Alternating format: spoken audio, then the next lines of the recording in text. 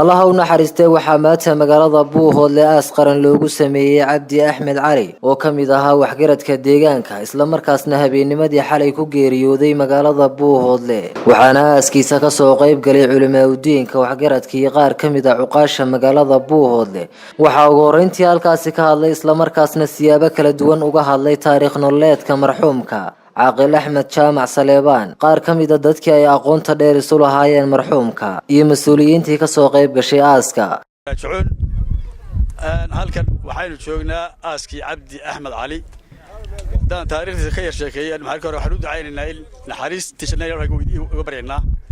in Ilaahay naxariistiisa ka waraabiyo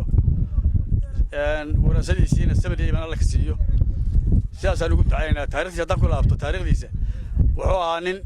da'diisu gaadhay 112 weyn ay gaadhay marka taariikhda warasadiisuna ilaa 260 iyo dhowr ay gaadhay iyadoo markii tiriyay saaka intaan xusuusanay nin wuxuu ahaa cibaado badan oo cibaado wuxuu ahaa nin dadka kala haga oo loogu yeero ilaa taariikhdan ugu garaadsaday anigu intaan ku garaadsaday lambar 1 ka taagan dadka kala hagistiisa kala saarkiisa iyo aqoonta uu kala saaro nin diimeeda nin cibaada shahaadadii uu ku go'ay 4 sanadood imika la ilaaha illa allah waxaan kama soo bixin ma kari waxaan la ilaaha illa allah ahayn waxaan joognaa aaskii Sheekh Cabdi Axmed Cali Isxaaq oo maanta ku geeriyooday magaalada Buuhoodle waxaana loo sameeyay aas qaran sheekh hadaadiisu waxay gaadhay 118 sano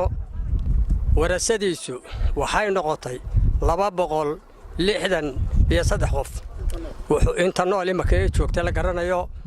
wuxuu quraanka ku bilaabay sana 8 jir 110 sano ayuu diinta saa gacanta ugu hayay kitaabka quraanka uu haystay wuxuu ahaa nin u adeega diinta ummadda ugu yeedha isaguna xafida oo ilaaliya wuxuu ahaa marxuub ku dadaala bulshada kala hagideeda iyo isku darkeeda iyo walaaleynteeda ku xeel dheer buu ahaa waxaan ii sheegayaa aan ku xusuustaa Cabdi Axmed taariikhdiisa waxaan ka xusuustaa wuxuu ahaa nin ehludiina oo diinka quraanka dhameeyay iyo tafsiirka iyo xadiiskaba wuxuu ahaa nin curada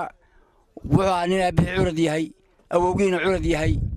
wiilkiisuna curad yahay taariikhdan ku xusuustaa waxa kamida kala hagida iyo nabadda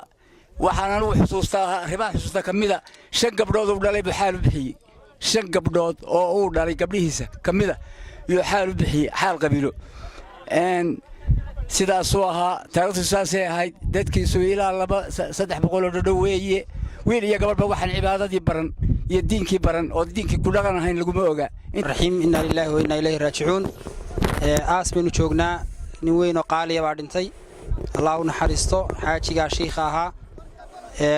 Cabdi Axmed Cali Isxaaq Allah subhanahu wa ta'ala allah u naxariisto qabrigiisa baan dul joognaa ilaahu dambigiisa dhaaf ilaahu dambigiisa dhaaf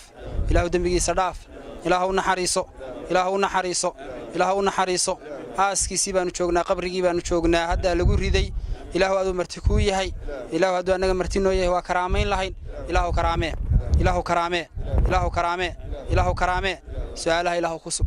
su'aalaha ilaahu ku sug kii garta ilaahu ka dhig qalbigiisa ilaahu sug argagax ilaahu ka ilaali cabsi ilaahu ka ilaali rabbigay waa allah mid yiraahdo allah ka dhig nabigay waa maxamed mid yiraahdo allah ka dhig diintaydu waa islaam mid yiraahdo ilaahu ka dhig ilaahu qalbigiisa toos carabkiisa toosi ilaahu qalbigiisa sug ilaahu carabkiisa toosi ilaahu carabkiisa toosi quraankii iyo kalaamkii alle uu bartay ilaahu ku toosi ilaahu ku hadee cibaadadiisii badnayd iyo khayrkiisii badnayd ilaahu aqbal uga dhig ilaahu hel uga dhig عملكيسي صالح إلهو هلو قدق طاقت شنا إلهو كوا الله فر كدر طاقت شنا إلهو أفر قبرك إلهو واسعي قبرك إلهو واسعي كلام كيس إلهو هجاجي تكلا أنت كسي حرن إلهو أنت ذا بصبر إيمان إلهو كسي عوض خير قبل إلهو كسي نيشو بني إلهو بوحي إلهو صبر خير قبل إلهو كسي عوض خير قبل إلهو كسي الرمو دون إلهو سهل الرمو دون إلهو سهل